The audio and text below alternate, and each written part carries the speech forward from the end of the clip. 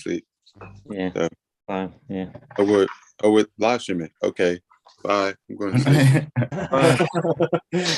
Bye. Yeah. See you in a bit, man. Good luck. Oh, he's actually going. Yeah, I'm serious. He's watched like 10 minutes, not even. Oh, God. And he's given up. He hasn't made it to the title sequence. Oh, God. Oh, man. But yeah, I'll let y'all know what I think. Best of luck, dude. See you later. Pat, why did you try and make us all commit suicide with this pick? Well, Well, Already good. Well, yes, sir. so when you picked adaptation, it got me. It got me Don't fucking thinking. blame me for this. No, you inspired me. Oh, fuck. So, like, obviously, everyone knows that I love Nick Cage unconditionally. There's certainly no condition. And after Alec picked adaptation, I was like, this is one of his best acting performances, but I felt like Leaving Las Vegas was a better turn from him. He won his Oscar for it. I just thought he was as flawless as Nick Cage could get, so I thought, I'll pick this. The last time I saw it, I was 19. Life was a lot more simple and less, and this film seemed less Bleak. what would you call it? The film made me feel less like wanting to top myself than it does now. I just love watching Humphrey's face during this. You can tell he's fighting drowsinesses.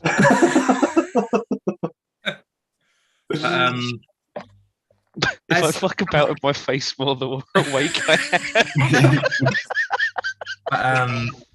I still really enjoyed it for the acting and the story and whatnot. There was elements of it that I didn't enjoy as much this time, probably just the utter depressing nature of it. But enjoy it. I don't think there's anything enjoyable about this film. you can't enjoy the theme, of course, but you can enjoy how good the acting is and how well the story was constructed. I enjoy that your whole thing is enjoyment and you've picked a film you don't enjoy. Well, enjoyment comes in different ways, doesn't it? Oh, God. It certainly comes in different ways. But I think if you look at the score sheet, like I still think the acting and the story is pretty phenomenal. It's just that the rest of it felt quite, yeah. I for one found this very frustrating because I hated it, but I was like, there's not really anything that wrong with the story. Do you know what? I think this has become an answer to a question that I've never been asked.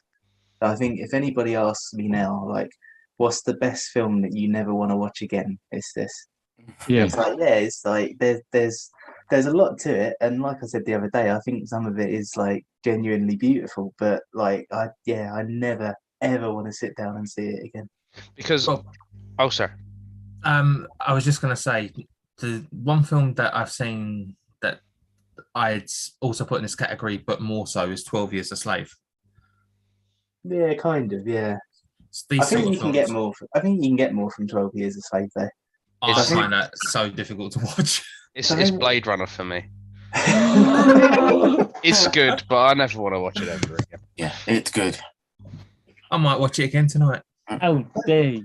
After Connor, yeah, perfect. Yes. But that's the thing with this, though, because it's like, I think one of the reasons it is so bleak compared to something like 12 Years a Slave is because, like, with 12 Years a Slave, what a fucking sentence. you can watch that for like historical significance, and you can watch it to learn something. But with this, it's just a guy like obliterating himself. Like, it's just Yeah, and I think it gets even worse when you read into it because the guy who wrote the book, just after he sold the rights to the book, he killed Old himself. John Right, yeah. O'Brien over there. Yeah, and apparently, like it was a legit thing. Like apparently, he did sort of actively decide to kill himself by drinking, and it took so long that he just shot himself. So it's like, yeah, when you find out that the film has kind of come from that kind of place, it's like, yeah, that's even bleaker than the film could have done. Yeah. I enjoy the idea that like this is more bleak than a fucking drama about slavery. Just like holy fuck, you got there. What I enjoy most about this conversation is Alec is sat there with a glass of wine. Yeah. Well, hey, we've established that drinking yourself to death don't fucking work. So easy. I saw a review on Letterboxd that was just like, I never want to drink again. I was like, yeah. Nope, not here. I mean, I do wonder how heavily would you have to drink to die that quickly from alcoholism? I think it would start from you drinking like a bottle of whiskey about that big in one shot. So I'm like, nah. Yeah. If you do that regularly enough, Yeah. your body's not going to tank that. I've done that once. Really? Yeah, Yeah. but that's once though. Then I fell asleep. Well, that's the thing. Because I was saying to Alec today, the amount of alcohol he drinks in like one sitting, he'd be completely out cold, or he'd be puking up. There's no way you could sit there and chug a bottle of vodka and just be normal. Yeah. It just seems a bit like they've gone a bit excessive with it, just for the sake of this man really wants to die, so he's going to do something really, really extreme to die quicker. And I don't think it would have worked that well, because you would have probably, your body would have it more than it actually keeping it. Oh, I mean, people know. get. Obviously, I'm speaking with some experience here. Yeah, But like people get drunk in different ways. Like some people get more like hyper. If you're me, you fucking fall asleep really quick because I hit a level of alcohol, my brain goes, you're sleeping. I'm sorry, nah, you're done. Yeah, I'm the same in that regard. But you do get people who can just because like Eb, she can just drink and drink and drink and drink and drink and drink and drink and like doesn't touch her. But so like Well, yeah, it's not like a universal rule like you yeah for everybody. I just don't know. It just feels like it's just so excessive that it couldn't be possibly real, and maybe that might be the fact of what they're trying to get at, is that he just really hates life that much that he just wants to die as quickly as possible. But I don't know. That was one of the things I found quite interesting about it because I didn't get the sense that he did want to die. I think he just he was so like deep into this addiction that there was like no chance of recovery. So it's like, well, I'm going to end up killing myself whether I drink or not. So I might as well just carry on, kind of thing. He just couldn't escape that trap. I think that's what I saw it as. Yeah. I know. But all I say is Nicolas Cage weren't drinking that vodka like that. That was definitely fake. To be honest, the only thing like that I thought about it was that, usually with alcoholics, it tends to be that they've identified their sort of thing, and then they just carry on drinking that. Whereas he was just drinking anything. It was a bit. It's like the fact. I said to Alec about this as well.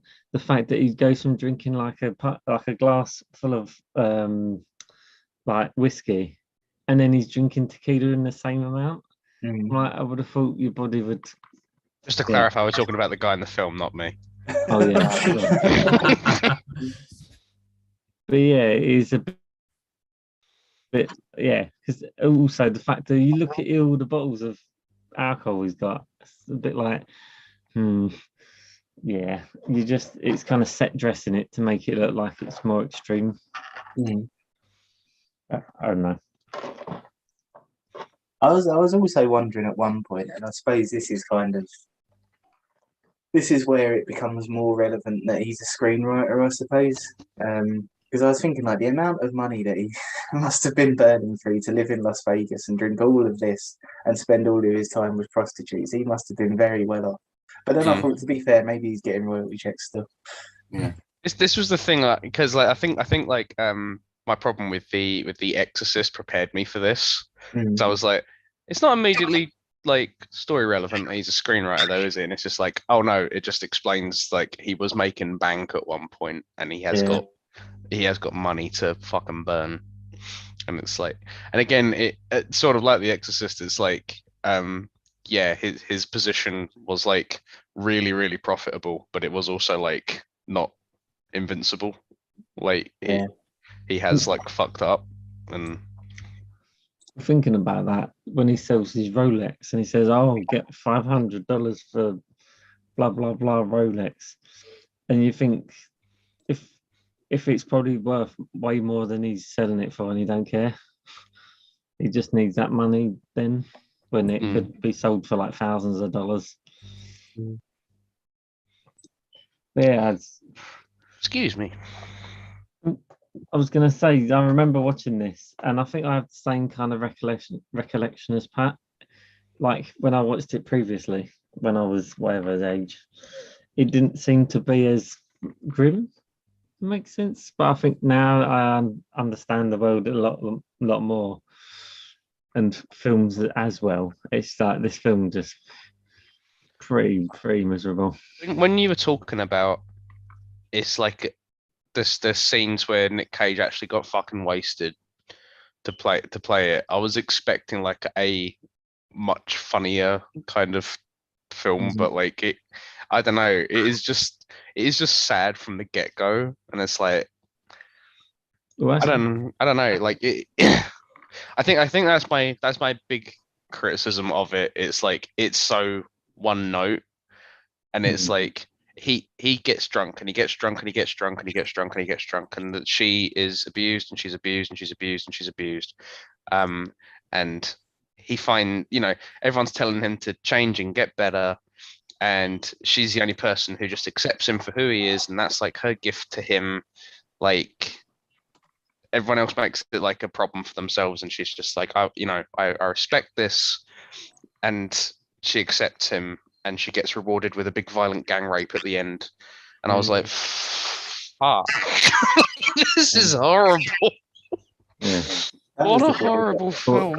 But could it be that this is kind of a commentary on life, but sometimes it's not always a happy ending? That's the thing. I wouldn't.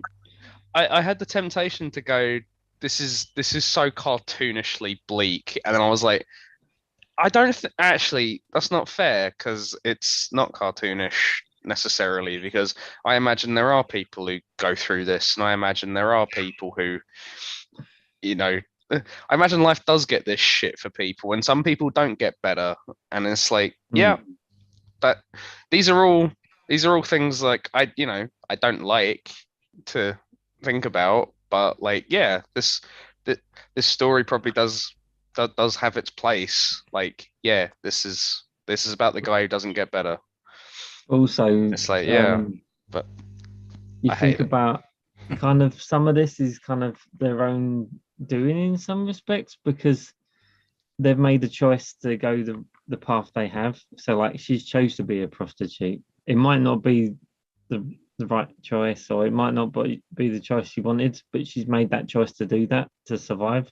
And he's chose to become an alcoholic because of it makes him feel better, or it kind of kills the pain. And it's kind of the risks of being in that situation. Like the fact with the lady is, you might have the good days where you have the people that are nice to you, but then you have the really bad days. And then it's the same with the bloke. He might have the good days where he's drinking and he's like having a good time, and then you got the days where he stops drinking and he's having convulsions and he's feeling like he's gonna die, even though he kind of wants to.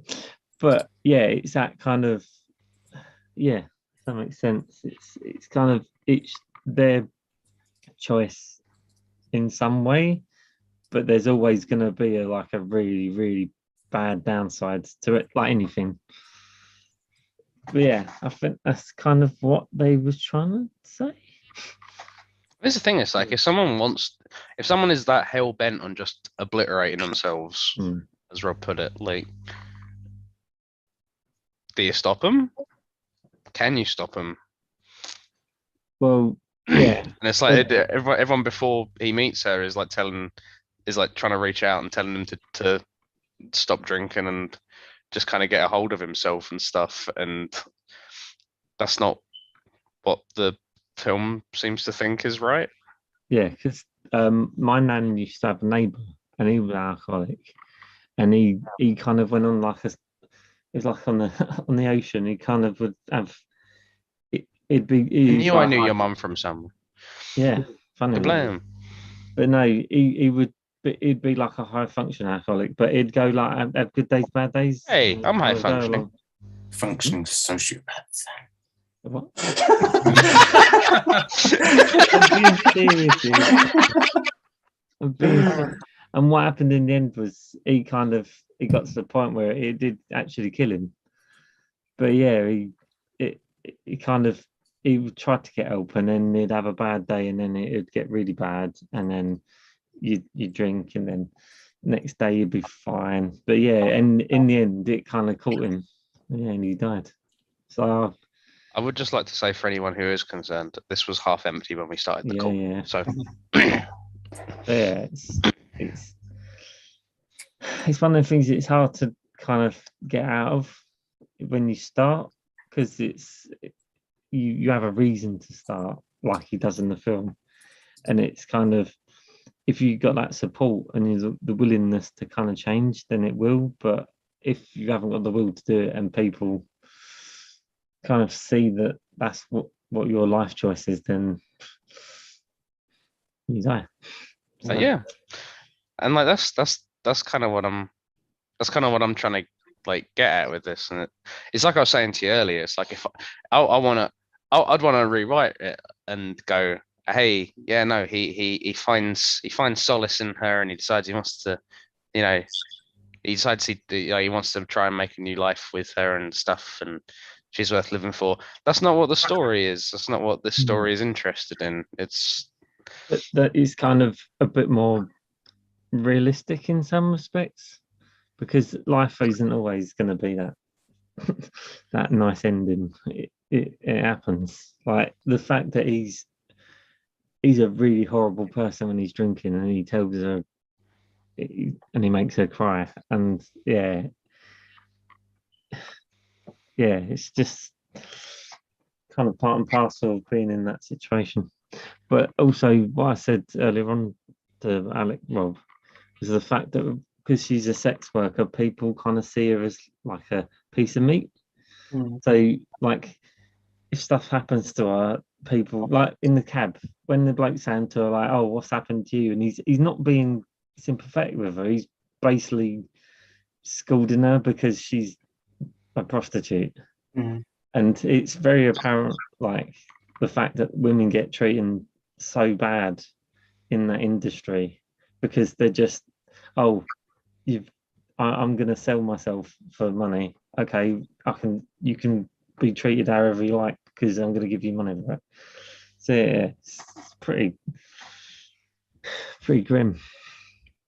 I think that's one of the things that made me think quite a lot of it, though, is that just sort of what you said about him being like a shit person. Like I think the film, like it kind of well, I mean, he does bad things, but I think it does quite well at like separating him from the things that he does, if that makes sense. Like, because you got her that she just, I just think it's really nice that like she just accepts him for him rather than like for sort of this mess that he's got himself into. Like, I think that's the one little twinge of hope in it, and it's that he's kind of so far into this addiction that he's never going to break it, and it's going to kill him one way or the other. But he has found somebody who sees him for who he is. Yeah, I think that's quite nice. Well, she says it at the beginning. She says that I can just embody someone's fantasy. I walk into a room, I see them, I instantly get what they're into, and I just become it. And it's like, yep. Yeah. That's what you did. But yeah, that's kind of what I was saying about being that piece of meat. Sounds really awful, but it's kind of you're not a person anymore. You're not a person with feelings. You're just a thing to do things with. That's your job. Yeah, I mean, it's your job, but like yeah, he clearly wants someone to just accept him, and she just became that. It's so from her background, just in the short time you see on the film, like the fact that I gather she was basically brought into prostitution from this gangster who had a really bad accent, like Hogan. His accent is so Oh, fucking fuck. shit. And I thought, took a whole point off the story because of his accent. oh my god! No, that should be acting. We'll talk about it in a second, but like the fact that she's in this world where it's just Sorry, you took a point off a story for an accent. Yeah, because every time he was in a scene, No. I felt like the point of the scene was for them to go, "He's Eastern European," and I was like, No, I'm getting back to my point. That's an acting school. I'll come back to that point about him fucking his accent, but no, like the fact that she's been in this kind of circle of depravity, and she's had to do with these things, and this one person's actually wanting to actually listen to her and take interest in what she does. It must be like gold dust. You and she's been abused by him and it's his connection with her, which makes like she kind of falls in love with him because he's actually interested in her for being her, not just a thing to play with.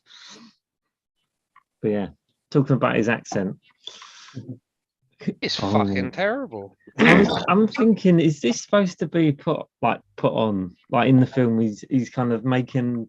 I was hearing him do it, and I was like, man, But he's not. I could do a better accent, and I'm fucking shit at accents. I'm Latvian. It's like, no, you're not. I am Latvian. You're British. I am a pimp. it kind of Oh my reminded me of the little bit in Falling Down where he goes to see like the guy with all like the Molotov cocktails and all of that kind of stuff. Mm. It really reminded me of that, but it just kept hammering it, and I was just like, oh. Right, Just like such like a kind of like it's kind of like an 80s action trope that you just have like a bad Russian turn up for no reason. Yeah, I see that. He's my like Like he is by Doug Baldwin. far like the weakest part of the film, Yeah. and like and even because he's actually like the reason that I've put story at like a 9 because I thought it was like kind of convenient. Sorry, Pat. I thought it was like kind of Right. convenient timing that just as we're gonna start the story between these two characters, he's just now gonna get killed by like a bunch of gangsters, and it's like, and he's not. He doesn't like communicate this to her like at all. no, He's like, for the love of God, please don't spend a whole night talking to some fucking alkie. Like, this is really, really important. I might get killed by Polish gangsters. Please be as sexy as possible. Like, it is imperative that you fuck as many people as you can. Like, really, really soon, because otherwise I'm gonna get killed. Like, Mm. and I know you probably don't have that kind of communication with like between like a pimp and a prostitute, but I'm just like, in that situation, you surely do want to. I think they had bigger connection than just a pimp and a prostitute. Yeah, It precisely felt like my they point. was having an actual relationship, which was pretty toxic. But I think he was just losing the plot because, like, when he listens to the wall, it's like they're saying this, and she's just like, "What the fuck are you doing?" Yeah, I think he probably should be communicating this to her. Like, Well, they should have got someone who's actually Latvian or whatever the fuck they should have also got someone who was actually Latvian to do the accent. or someone who actually could do a better accent because it literally was his normal accent with a. It was more of an insult to people that from that country. You should have got Sean Connery to do it. Yeah, Probably that just sound more Latvian or that whatever. would have been more immersive. I am Latvian. That's the thing. The reason I thought it was a joke at first. Is the way he says, "Oh, I'm this. I'm Eastern European," and I'm like, "No, you're not. My name is Yuri.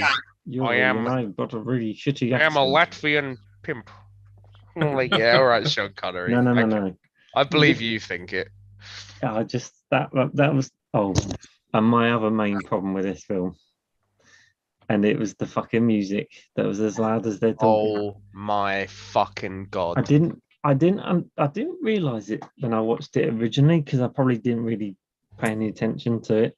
But holy fuck, I would have if it didn't have an intriguing kind of motive story.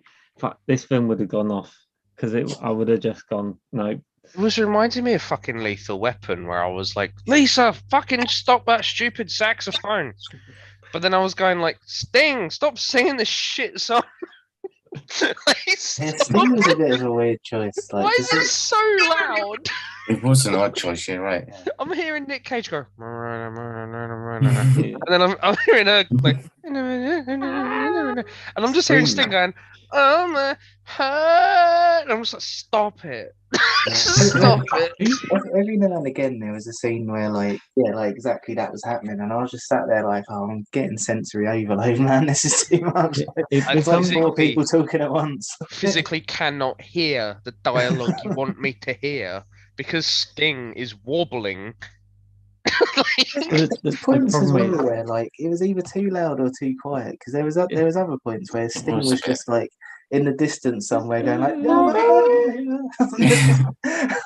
why have you chosen somebody to sing if we can't hear it? I was going to say I didn't know whether to cringe at the actual content of the film or the fucking music playing.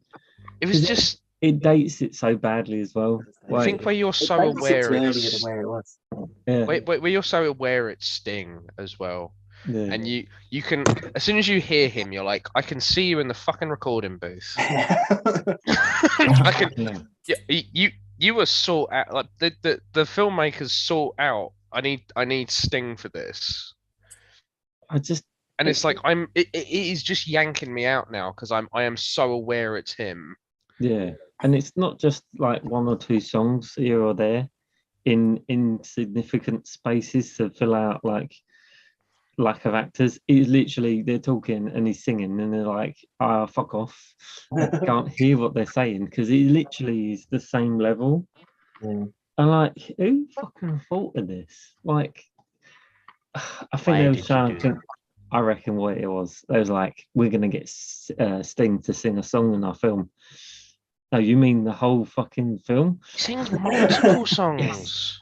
See, Let's what use I every found- single bit and put him at the forefront of all the audio in the film. So he's gonna make it seem like we've got a really good film because we've got Sting, and it just makes it sound really shit.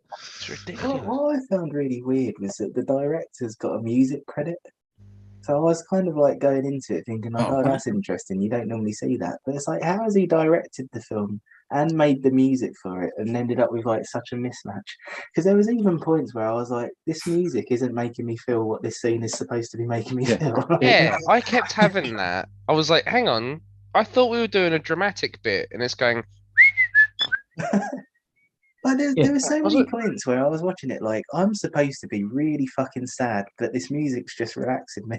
It's not even relaxing. It's making me cringe, and it's just like, it's like a lot of the time when she's talking to the therapist, and it's talking about really horrible shit, and it's really nasty, kind of. Oh my god, this poor woman, and you've got. And you're like, please stop, please. It's even just like they're having a fucking conversation. Yeah, and And he's it's fucking like- singing full belt. Oh, we're gonna have. Sorry, Sting. What am I supposed to be feeling? Is that? Oh, you're meant to be feeling things in your heart. And I was like, stop it, Stop. please, for fuck's sake. Please. Can they just Stop. have a conversation? How about that? I really feel like he's tuned it in. He's like, oh god, this idea, we got all this music that we want to put in. This sounds really terrible, but we're gonna put it in the film because See, I you know, really you- like music. You know, he did that well. Arcane. He has like a song in Arcane, and it is right at the end, and they use him for one song, and it's done in a way where you go, is that Sting? That's cool if that's Sting, but it might not be. But he sounds like, I don't know. I might look this up. And it's like, it's like one off and it's like short and you go, that was pretty cool. But not like, Jam down your we've throat. got Sting in, we might as well have him record like 3 and we'll just smatter him in. just chuck them in whenever they're talking. Like, fuck it. They could be talking about grocery shopping, but have a Sting in there. Like, fuck it. Sting. Leon is a good example, man. Like, because you just have that one song at the end, and it's like, yeah, you kind of, it sort of guides you into the credits, and you can let the song breathe, and you can just sort of sit and think about the last 2 hours, and it's just nice. Whereas in this, it's just Sting competing with Nicolas Cage for who's going to get the last word. It's just weird. Who can like fucking? Who's gonna be heard? Well, when it ended, I was like, oh, I can feel it ending. I was like, go on then, Sting, let's do it. And he was just like, I was, oh yeah, I knew you'd be. I knew I'd see you before I left. I don't know if you agree with me on this, but in the Batman film, when they use Something in the Way by Nirvana, the way they use that song, because it's at the very start and then it's at the end, and it works so well because it makes sense. Yeah, it makes narrative sense. Because it's dark and Dark and gritty. dark and gritty at the start, and then at the end it's like, fuck, this is pretty grim, and it works because it's also the lyrics as well. It's something in the way, and it's like, yeah, he can't work out what's blocking him. He's been Batman for a couple of years and it's not working, and he's trying to figure it out. And it's like something in the way. Yeah. It's like, oh, that's a nice little. Yeah, it works. Whereas It really, really works. they didn't. It just really puts you off, every single bit of it. I just don't really understand. It felt like, yeah, they put Sting in just because he was popular at the time. Yeah, It wasn't for a marriage that, like, oh, he's passionate to write this score for this soundtrack for this film. But in this case, it just seems like a bit of a slap on kind of like, yeah, Sting's popular. Let's just get him on there. But yeah, it does feel like, oh, we've got the budget. We're going to get, what singer do we want to get? Oh, he's really popular, man. Let's get him. What we're going to do, we're just going to jam it in the film anywhere we can, in appropriate bits that make sense. It's just really poor. I'd say that's probably the weakest part of it, is the fact, other than that bloke's accent. But yeah, it's just, it kind of kills a lot of it. You kind of am a bit more confused, like, what's happening? Yeah. Why are they doing this? I'm just looking at the other stuff that the director's done, and like, I'm not sure I've actually heard of any of them. He seems to be more of a composer than the filmmaker. Yeah. That makes no sense. Excuse me. Bless you. Okay. Yeah, it's grim. Yeah, I don't know. Like, it's I do think there's a lot to it. Like, I think there's well, I mean, just even us sort of sitting and talking about it now, I think that proves that there's depth there. But it's a rough watch, man, and it's not helped by how poor the sound is. Yeah. There's the thing, you kind of get to the end and it's just like freeze frame on Nick Cage and you're like, and they're kind of like, wasn't he a great guy? And I was like, no. I didn't have fun with this character at all. Like, I don't know. Especially if you've watched other Nick Cage films, like in that time period where he's doing action films, you're like, oh, he's really cool, and then you're just like, what the fuck? Like I agree with Pat, like the acting's really, really good from him. But sorry, Rob. No, I was just gonna say, like, going into this, like, you mentioned it earlier, but the only thing I knew about it was that to prepare for the role, Nicolas Cage filmed himself drunk.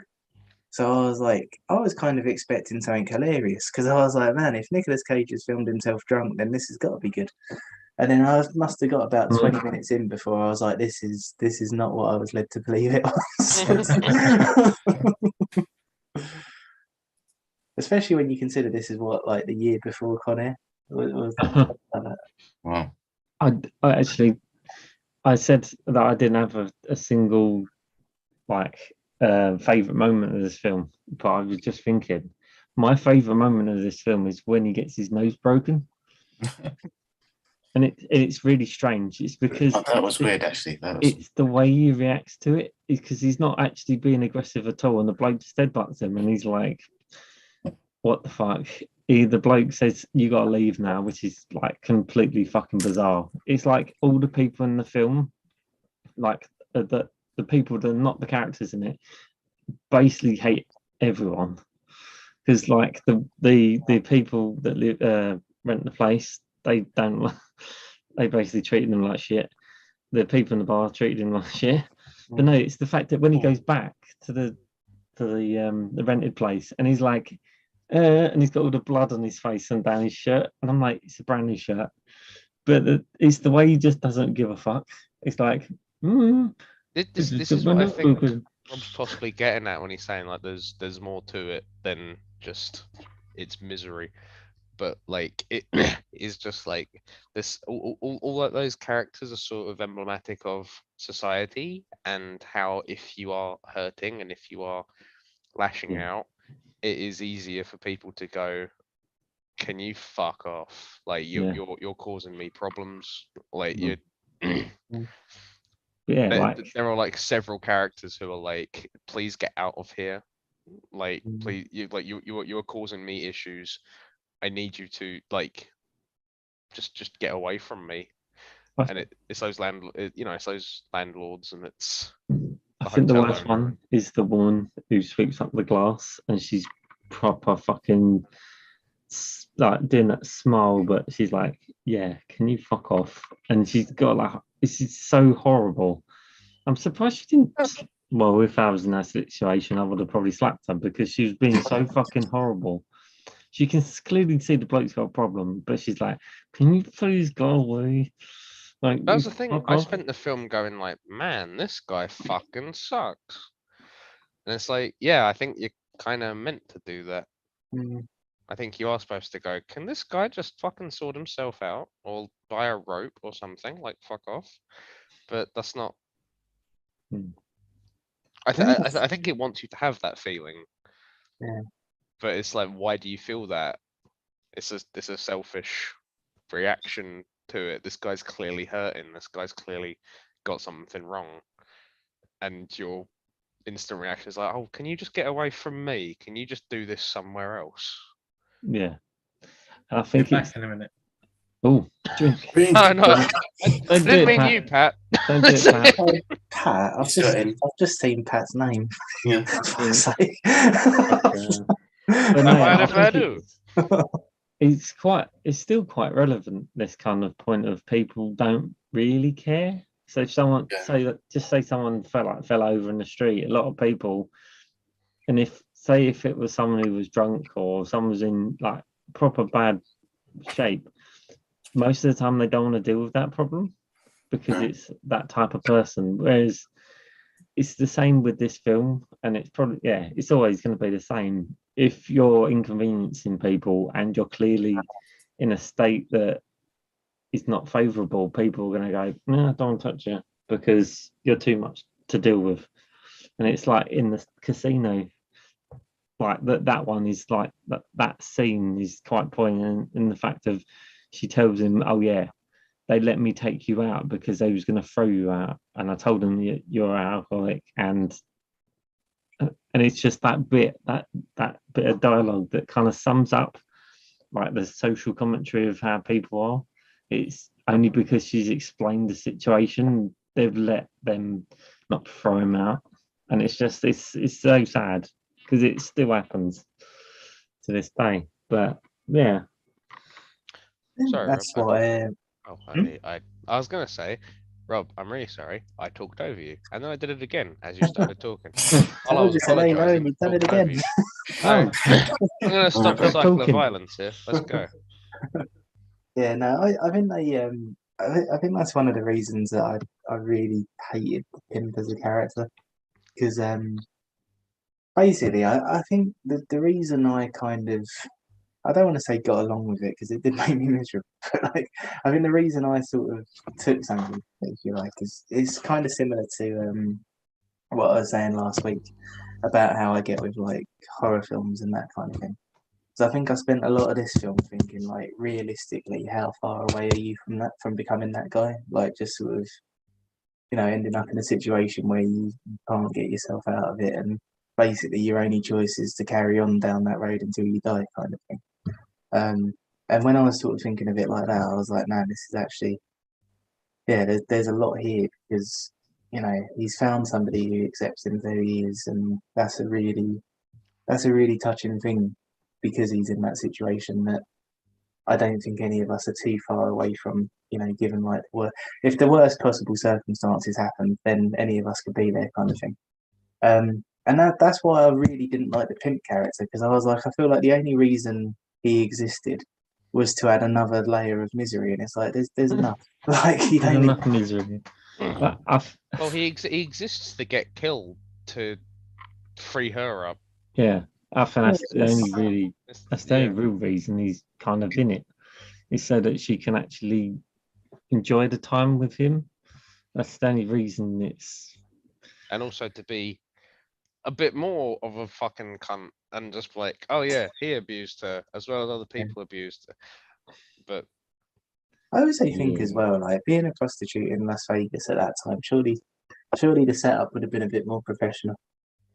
well, I kind of actually, I gotta say, it's kind of amusing to go like, oh yeah, he never like punished me by cutting my face or anything. He decided to cut my butt. I was like, yeah, no one looks at the fucking butt when they got a prostitute. No, it's not like there's a. Dumb bastard. Like, no Should've done- wonder people are fucking killing you. It should have been. I've it got should've this been- fucking scarred butt just ahead of me, like, wow. It's a bit Right. weird. Should have been the bottom of her feet. Yeah, anything other than, I don't know, the bit you're gonna stick your dick in. I can do this better than you stupid pimp. Uh, I can even do Yeah. a better accent, and as I said, I I don't know. am shit at accent. Fucking hell. It's that accent. I hated him. He was so like, not even like he was playing a character you're supposed to hate. I was just like, you're crap at Yeah. acting, and I don't like looking at you. You're a joke. Please go away. Yeah. Yeah, it's pretty grim. Yeah. Pretty I love grim. that this is our Pretty centenary grim. pick because I'm like, this is the only film that I think we've watched in our entire run where I've said multiple times I would not wish this on my worst enemy. I usually with like, even in films I don't like, I'm like, yeah, you random person may find enjoyment from this bit. I don't have this with this film. I'm like, if you, I don't know, if you just like watching a miserable film, You enjoy miserable people. this is great. Like you're having prime rib here. Like, I think it should be a deterrent to people who want to drink. If you want to drink, oh, even that but didn't work. just support your emotional needs. Don't do this and watch this film because fuck me. I do think this is the first pick, which is again, it's even sadder that it's the 100th. This is the first pick that we've all like unanimously come out saddened by. I don't think we've ever like. I don't think there's ever been one where all of us have gone like, that's a downer. Yeah. Like Especially- the opposite end of the spectrum, like Soul or Coco, with like, yeah, that's bloody good. In this case, it's like, The thing about, say, my film Coco it's a sad Yes, film. we know it was your fucking. Yeah. It was good. Yeah. It's good. You know, I picked it. It's really for- good, wasn't it? It was wonderful. because It was the- more than a 9.3. Yeah, I it was. know. It was the 9.5. Yeah, I know it was. But the fact about that film is it's about death, but they kind of make it into this thing of it's an important thing of life, and you shouldn't be sad about it. You should see that there's a joy to some aspects, and it's kind of remembering people doesn't make it as sad. Whereas this is just life is shit. If you do this, your life will be shit, and it'll be misery. And it's If just you help someone, with that problem, then you're gonna get evicted and gang raped, and you're gonna come home and they'll be dead. It's like, yeah, don't help anybody. I'm not saying that's what the film is saying. I feel like you could mistake that for what the film is saying. No, I think he had a very strong will to die, basically. And he like he says to her, like, never, if we're gonna do this kind of relationship, never tell me to stop drinking. And it's because he made his decision to do it. It wasn't like, oh, I'm gonna drink because I'm sad. He's like, I'm gonna drink because I'm gonna die. Because I've had enough of life. But yeah, it's just fucking grim. I'm just, yeah. I don't know. I just spent a lot of it going like, you selfish bastard. Like, But yeah, because there's bits of it where you feel sorry for him and then you don't because he's being really fucking horrible. And you're like, it kind of shows you how the human kind of not spirit, but the human nature can change you so much. You can become a horrible person, but even if you're really nice, because of something like alcohol, it could be drugs, it could be anything. But it kind of just shows you that kind of what people are capable of. It could be a jar of cocaine. Oh, what? A jar of cocaine.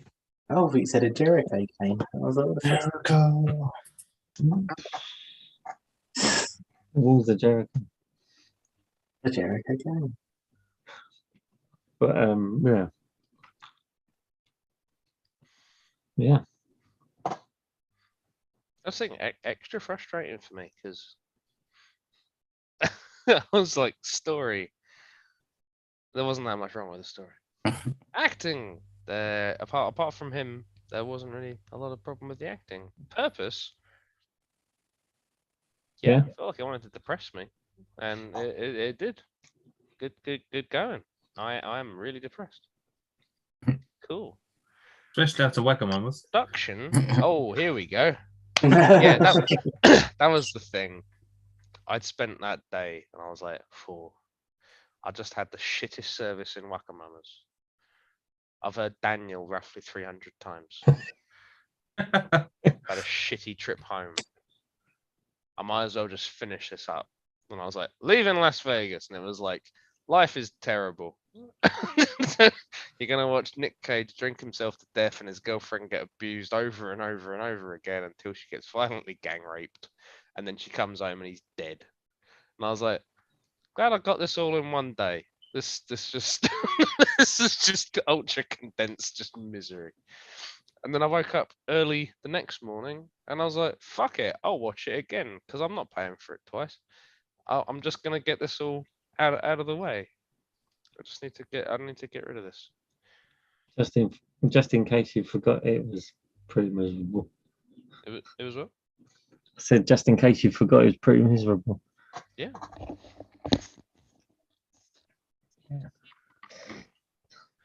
So, in that spirit, do we want to do favourite scenes?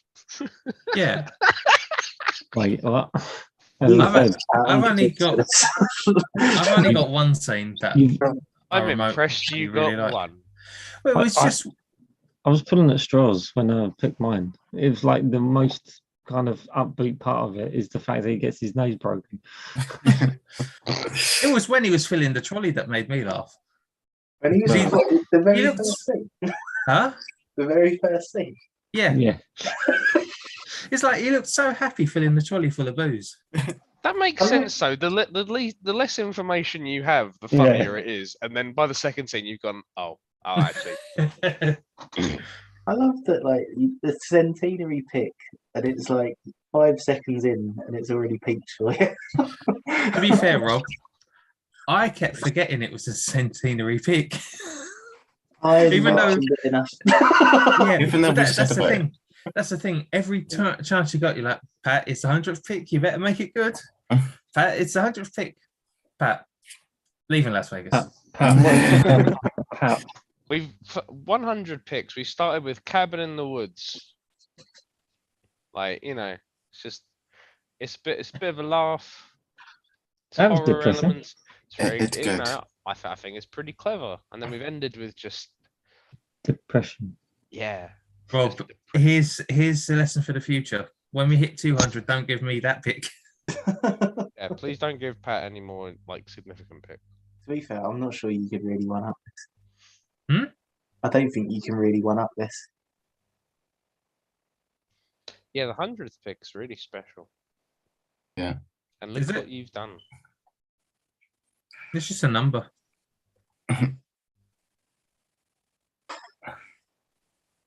Very Yeah. It's a 1 with 2 zeros at the end. Wow. No significance. Wow. So, Rob, what Well, was there's your no favourite nils. scene? What was your favourite scene, Rob? I don't know. I'm really not. I don't sure know, can give you an Jeff. answer. I know my favorite scene. The Go end on, I credits. don't think I'm gonna.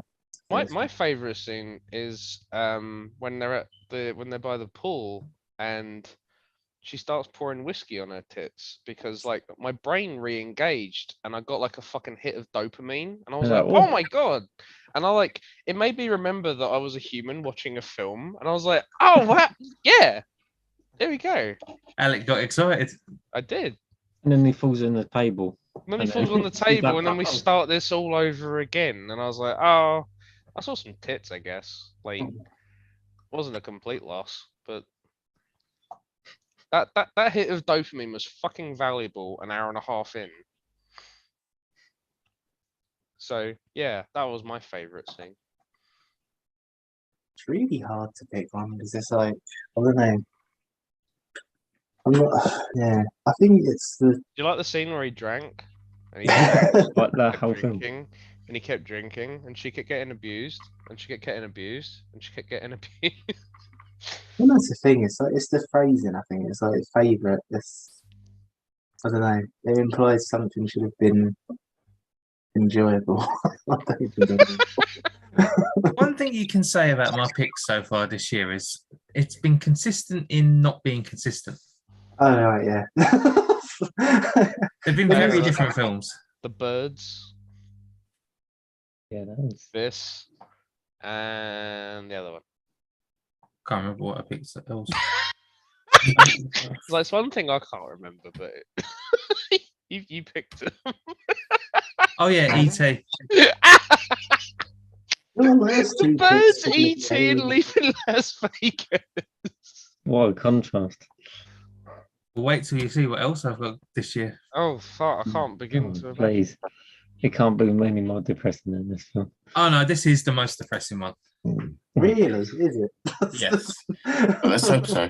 We've Well- got a challenge now to find the most depressing film ever. Yeah, I don't. I've seen the Human Centipede and then I've left That's on not a right. the- Oh It's no! not Hang really on, hang on a no. minute. The Human not really Centipede's depressing. quite funny. That's just vile. That's not depressing. I found it a bit depressing to be honest. But then maybe that's that thing where I'm going like, oh, what if I was in that situation? Someone, Oh, no, someone's been stapled to someone else's ass. That's hilarious. But the thing is, Rob, would you be depressed because you're stuck with someone that who's going to eat your shit? Or are you depressed at the fact that you're eating someone else's shit? I don't You're know. already laughing. Could you imagine the poor bastard that had their face stapled to my ass? Oh no. That's the thing. If you're at the front of the human centipede, you're fucking smiling. Like, yeah, Well, you're on easy street. I don't Well, know. Rob, you missed it today. Imagine if- Like we went past. Oh fuck me! Pat did a fart that fucking outran me. He was behind me, and I was like, "Fuck me!" That's We went into a shop to find an exit, and we went past the perfume and aftershave stand, and I've just dropped one of the smelliest farts I've done in ages. what does it fucking smell? Pat's And it's- behind me. and it's How does out it One right- nostril in the face. I just got a whiff out of one nostril. I was like, fucking hell. It's like, It's outrun Alec, and he turns around and says, "You smelly bastard!" And Humphrey had Fucking just hit me in bought the his face. artichoke. What the fuck? Uh, Yeah, I just don't know. I think the problem with this film is there's bits where he's doing stuff and he shouldn't. Well, it's the fact of it might be funny in some respects, but it's quite tragic. And if you laugh at it, you're a pretty awful person. I think that's the kind of thing. He's doing these things like when he falls over the table, and then he like does other things, and he's laughing about it, and it's just like, no, this is just tragic. This is so sad because you probably, I don't know, I've seen people that have been like that, and it's just, yeah, it's so tragic to be in that situation. So yeah, Yeah. so that's why you can't have favorite scenes. But, Ben, you got a favorite scene? You want to prove Humphrey wrong? Ben.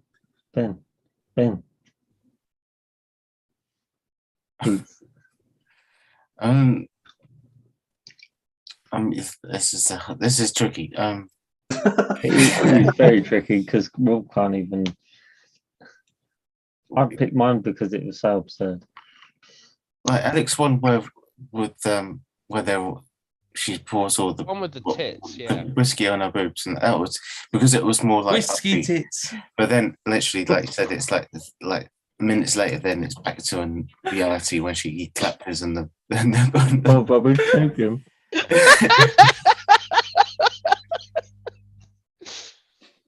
Apart from You're that, right, Rob. Laughing at Ben trying to say boobs. It's not fair. is Rob right? Got the other apple for fuck's sake.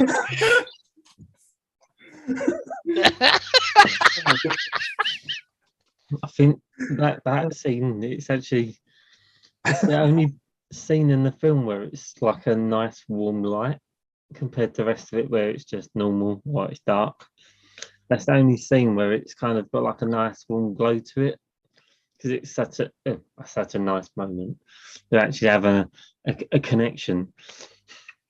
I must To the admit, rest though, of I did like some of the shots of Las Vegas. I thought they looked quite nice. Who names their casino Circus? All I know is I To never have a want to stomach. put in Las Vegas ever. Why not? I knew that. Well, for one, it's in the fucking desert, so I'm, that's automatically bad for me. I'm shit at gambling. There's honestly very little impetus for me to ever go there. I'd like to go there. But also, you might drink yourself to death, and your prostitute girlfriend gets like abused and shit. Like, Yeah, but that's by a pimp who doesn't see the problem with like leaving scars on the ass of their prostitutes. You dumb bastard. wow. Sorry, I don't think we got to Ben's favourite scene though. He said the same as Same as me. Yeah, I Yeah. can't think of anything more better than that because It was the every other. dopamine hit, wasn't it? It was. Yeah, It's Even like, made Rob laugh. yeah. I think that was partly panic that I was going to spit apple cider. I think it's also with that scene. It has a relation to a bit earlier in the film where he's talking into his recorder. because he describes what actually happens in that scene. Yeah, When the true. people are looking at him, he's going, got a pour of whiskey on their tits. It drips down. Please stop. Oh, you're getting turned on then, Eric. Oh yeah, that's the problem. You know what? The more I think about it, like, I suppose Pat's favourite scene does kind of. Like, if you're strictly going by the word favourite, that is the only one that's like mildly uplifting. Because you don't know what's going to happen in the rest It's having of the fun going shopping. Yeah. Yeah. Like, it's literally like he's in a supermarket. He looks like he's having an all right time. Probably a better time than I've ever had in a supermarket. Preach. It's just all downhill from there.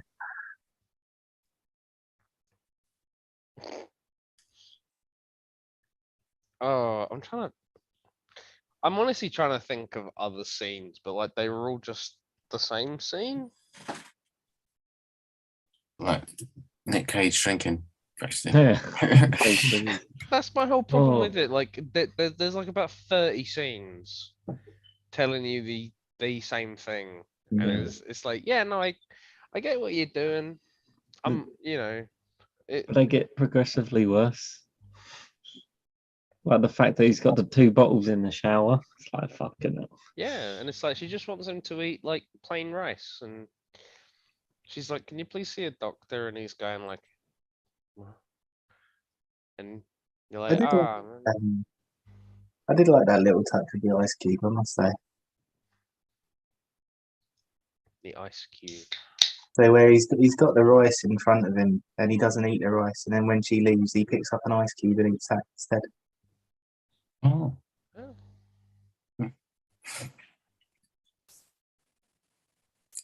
Ice. Yeah.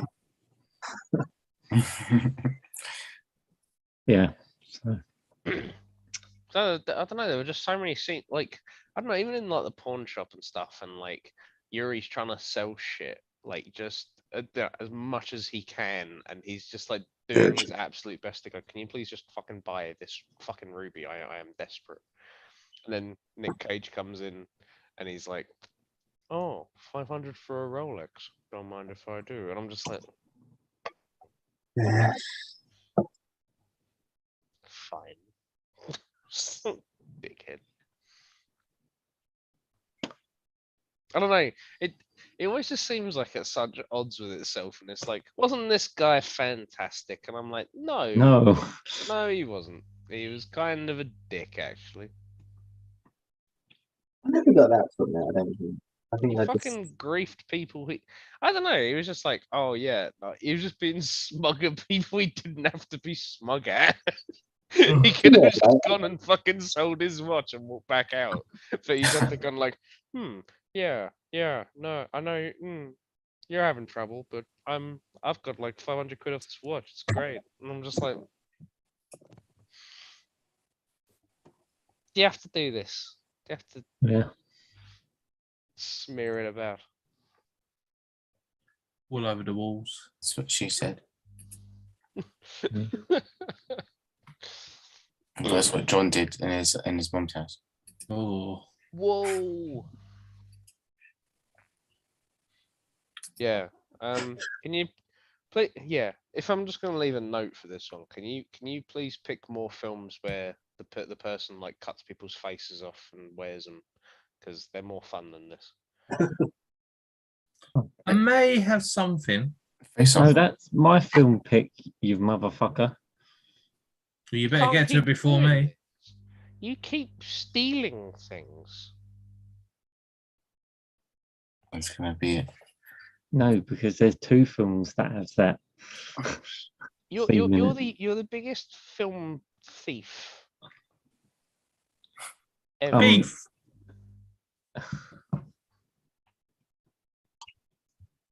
Leon off me, Pan's Labyrinth off me, But- Apocalypse Now off of Pat, Coco off of Rob.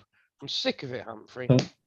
I'm putting my fucking foot down. to be honest, Pat does have about 5 million films he's gonna pick. Yeah, he so enjoys whatever you a do- lot of things. His bar for Where- enjoyment is depressingly low. Whatever I'm picking, he's probably got on a list. So That's so bad, actually. Like, You're on so the many, list. there's so many films on Pat's list that it's statistically likely that you're going to steal one at any point. Yet Yeah. the centenary pick. Well, Rob's stolen one. Humphrey's stolen one. Ben's going to steal one. yeah, basically the whole entire film catalogue of the world. John's probably already stolen one. Emmanuel definitely hasn't.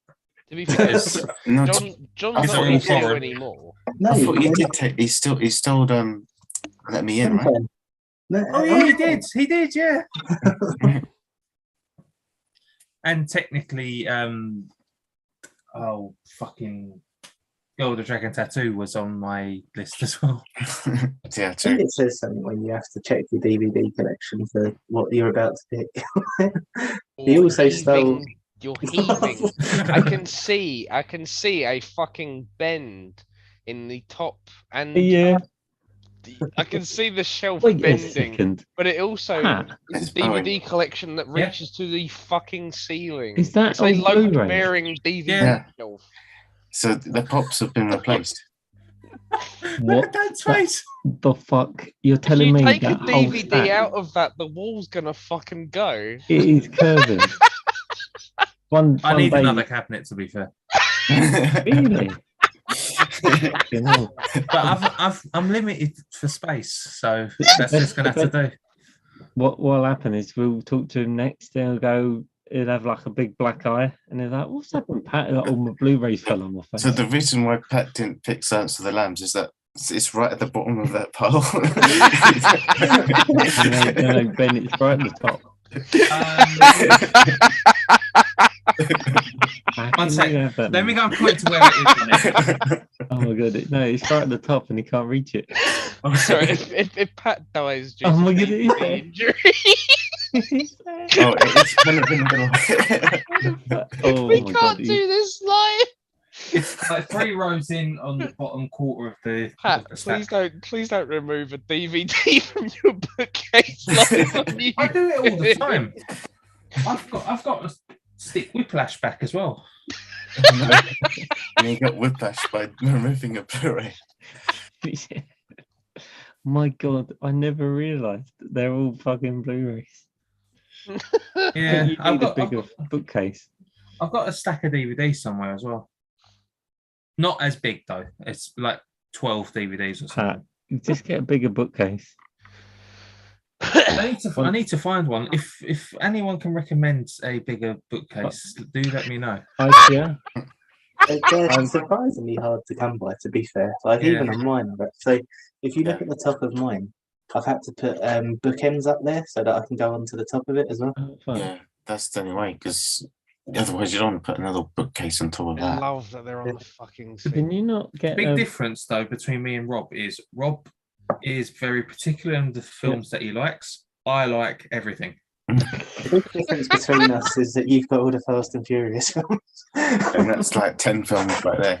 To be fair, like it's like a box this big, and then I got the 2 separate films outside of it. So it's taking up that much space.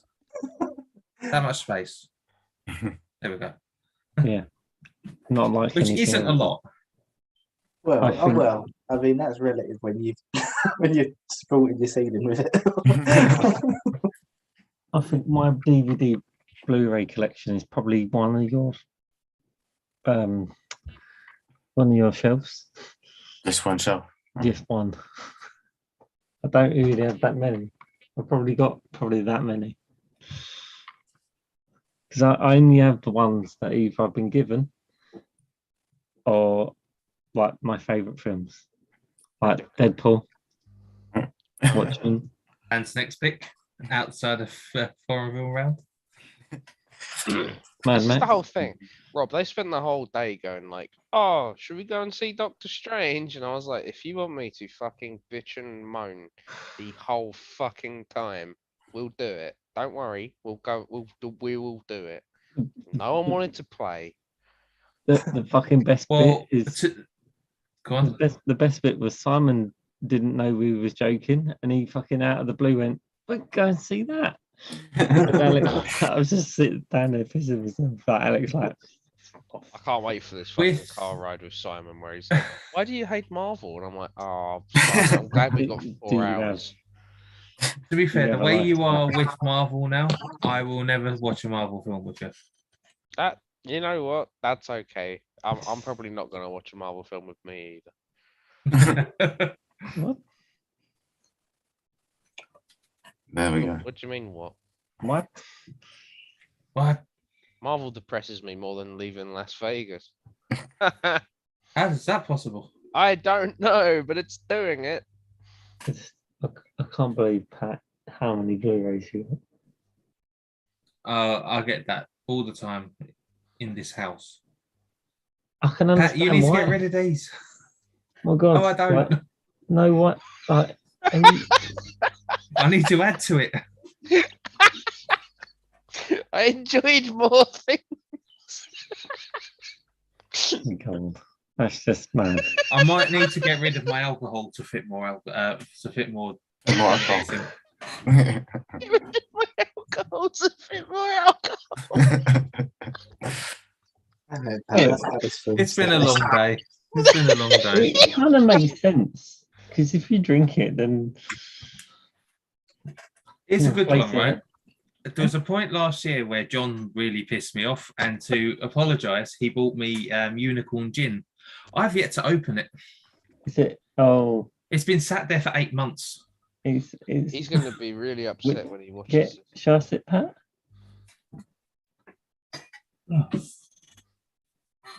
Oh, that's really nice. Yeah, I just It's, since I had my problem at the end of last year, I've not really drunk that much.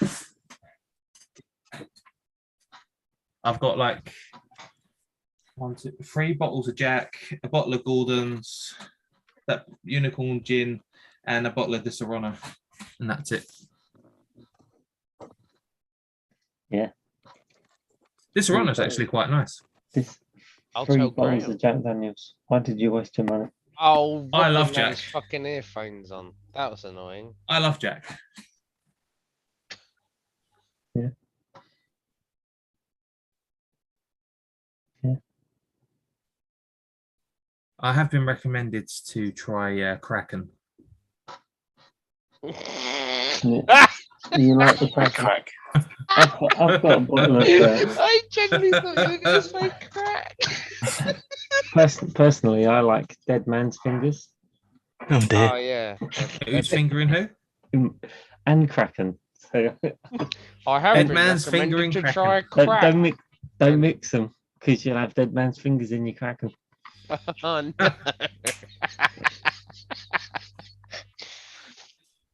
But yeah, that's Ben, quite. if Ben or cool. John made that joke, you'd be saying kill yourself. Yeah, I would. But Humphrey told it really well. It was. To be I've fair, got at a- least it's not a dinosaur comic. Hey, also, yeah, it's not a dinosaur comic because there was a punchline. Oh, Humphrey's confused because he doesn't look on the group chat ever.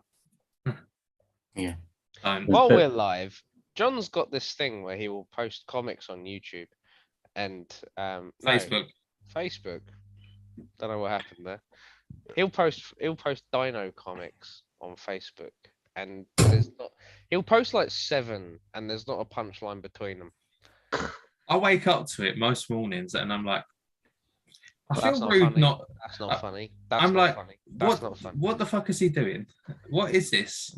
But like, I don't. It Which- feels rude where I'm not replying to him, but I'm like, I'm just not gonna react to this because it's shit. Which group is it? That bitch Irene. Oh, that one. Yeah. I just noticed we're still live. And John, if you're watching, I do apologise, but these jokes are shit. You ain't been watching. John's not gonna watch these. It's fine. You Right. just don't know. No, I know. He's not gonna watch these. I wonder if they're talking about me. Oh my god, it's like he's in the room. He'll be in exactly. mine and Rob's rooms in a few days. That's going to be fun.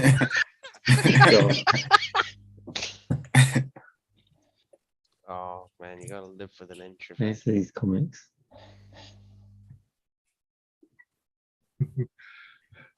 I must find. Oh, there's a dog picture. Yeah, there's plenty of those. I don't even react to them, to be fair. Oh. And I've got no issues with dogs. I'm just not a dog person. I just want to clarify, I have no issues with dogs.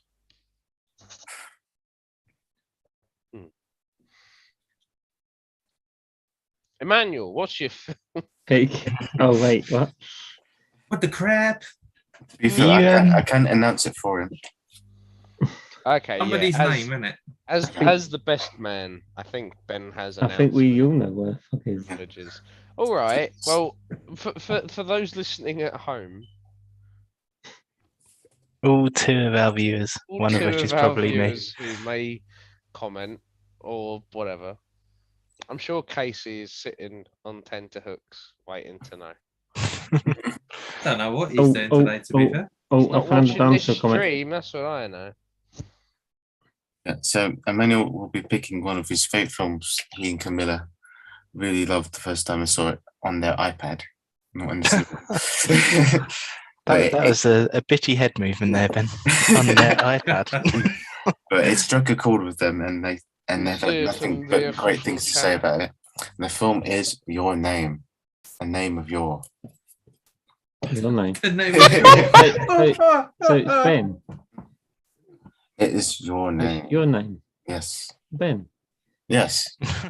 I am you, and you're me. Oh, jeez, this is Rush Hour all over again. Your name.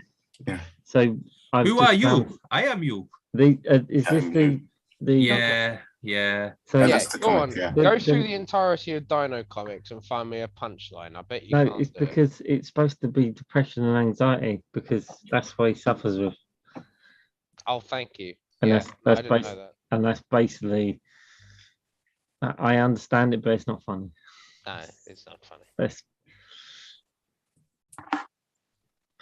Yeah. yeah. I Oh, want you just funnies when I fucking- wake up. You've just destroyed the announcement process. I hope you're proud of yourself. What? Because it's Ben's name. It's Nib. It's it's your name. Oh, so it's Alec. Well, it's actually called Kimi no Nawa in Oh. Japanese. Yes, Mm. fuck you.